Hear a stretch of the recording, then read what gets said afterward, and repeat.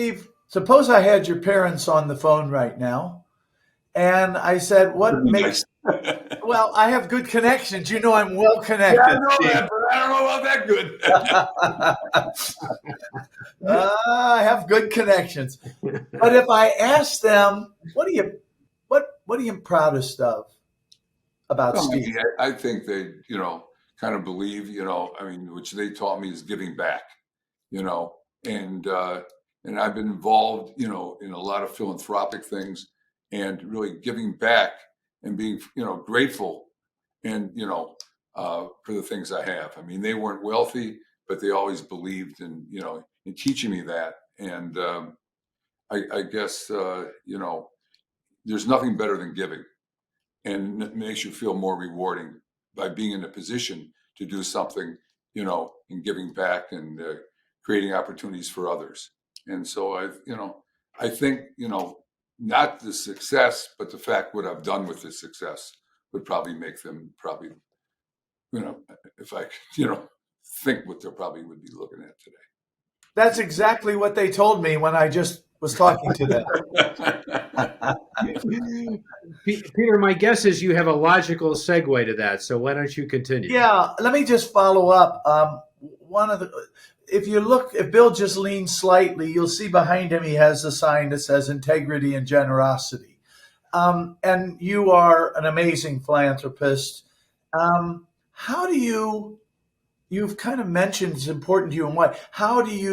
What guides your philanthropy? What guides what you're trying to impact? There's an infinite number of good causes, right? So how do you think about it? Well, I think, today, I never thought, where you can really have an impact on.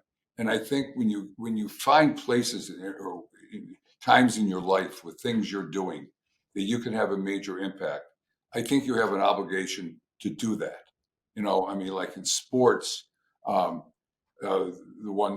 instance when I owned the Dolphins, we had this incident that was looked at as being, racial, and it was on the front page of the New York Times for about, 2 months or so.